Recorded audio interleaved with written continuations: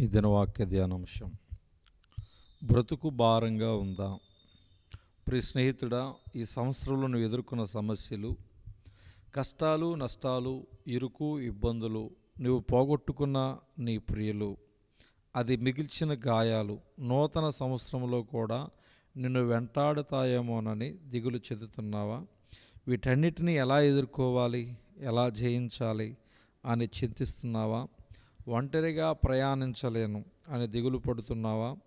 అది ఎంతో చక్కని కుటుంబం. అతడు తానెంతో ప్రేమించే భార్యను, అల్లారు ముద్దుగా పెరుగుతున్న తన కుమారుని చూసుకుంటూ ఎంతో హాయిగా రోజులు గడిపేవాడు.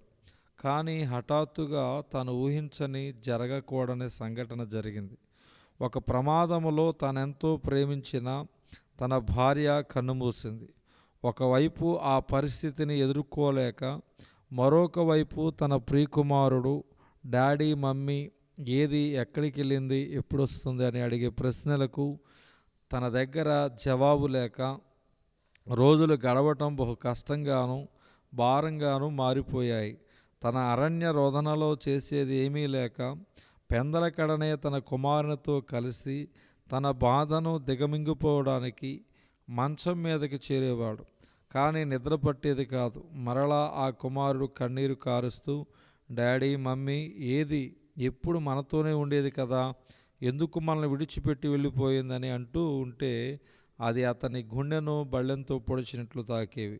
అప్పుడు ఆ కుమారుడు తన ప్రశ్నలకు తన తండ్రి జవాబు ఇవ్వలేక అటు తిరిగి పడుకోవటం చూసి, డాడీ పోనీలే, నాకు జవాబు చెప్పకపోయినా కనీసం నా వైపు తిరిగి పడుకుంటే చాలు, నేను నిద్రపోతాను అని అంటుండగా తన కన్నీళ్లు తుడుచుకుని తన కుమారుని వైపు తిరిగి పడుకున్న కొద్దిసేపటికి ఆ కుమారుడు మెల్లగా నిద్రలోకి జారుకునేవాడు.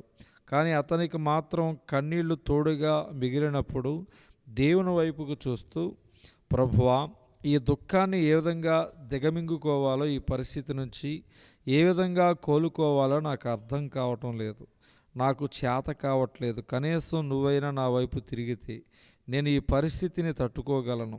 కాబట్టి దయచేసి ఈ పరిస్థితిలో నన్ను ఒంటరిగా విడవకు, ఈ దుఃఖ సాగరములో మునిగిపోనీయక నువ్వు నా వైపు తిరిగితే చాలు, నేను బ్రతకగలనని ప్రార్థించేవాడు. ఆ ప్రార్థన అతనిని ఎంతో ఆదరించింది. దేవుని సన్నిధితో ఆ గదంతా నిండిపోయింది.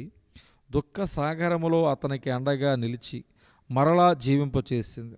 ప్రియ స్నేహితుడా, ఒకవేళ నీ పరిస్థితి అతని వలె ఉన్నట్లయితే, నువ్వు ఎంతగానో ప్రేమించిన నీ వారిని పోగొట్టుకుని, నెమ్మదిని, సమాధానాన్ని పోగొట్టుకుని, లేక ఆస్తి అంతస్తులను పోగొట్టుకుని అల్లాడుచు నాకు భవిష్యత్తు లేదేమో అని కృంగిపోతున్నట్లయితే, అతని వలె నువ్వు కూడా కన్నీటితో, ప్రభువా, ప్రపంచం అంతా నన్ను వదిలేసిన నీవు నాలో ఉండి నా వైపు తిరిగిన ఎడల నేను జీవించగలను, పరిస్థితులను జయించగలను అని ఎందుకు ప్రార్థన చేయకూడదు? స్త్రీ తన గర్భమును పుట్టిన బిడ్డను కరుణించకుండా తన చంటి పిల్లను మరుచునా, వారైనా మరుచుదురు గాని నేను నిన్ను మరువను.